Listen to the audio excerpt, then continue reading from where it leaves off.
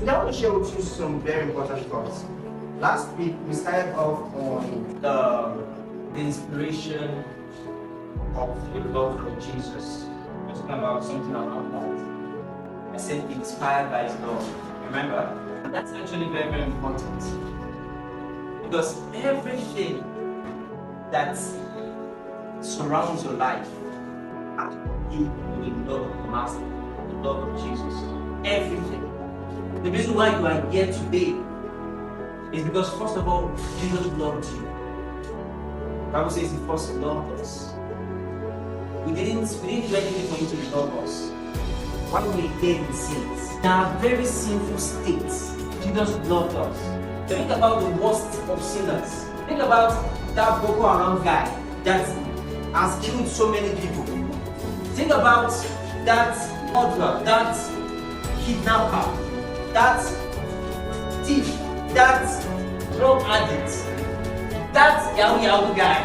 Think about all this and think about the fact that in that state of sin, Jesus still loved me. Jesus still loved her. In our state of prostitution, Jesus still loved her. In that very state, he's not condemning her.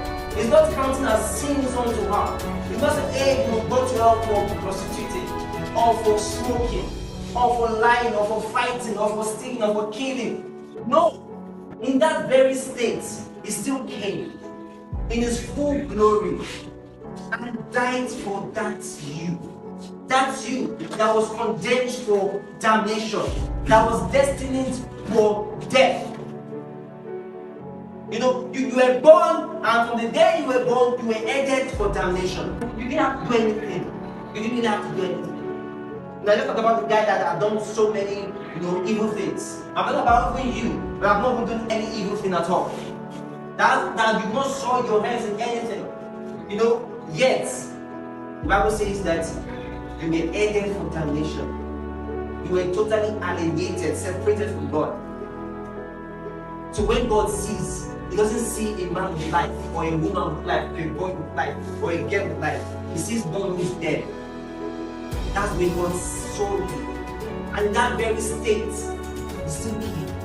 Put on the flesh of man and still died for you. That's who you are. You're a minister of reconciliation. So the very first thing you gave your heart to Christ. No, we usually say give your heart to Christ, give your heart to Christ. But in the real sense, it is you receiving salvation, not you giving him your heart. It is when you get born again that you can now say, okay, I give my heart to the Lord. Why? Because what you're saying is I dedicate my life to the service of God. I dedicate my life to the things God has called you to do. Okay? But at salvation, he will not give you your heart. He gives you his life. He gives you his righteousness. He gives you his spirit at salvation. So it's not necessarily you giving him something.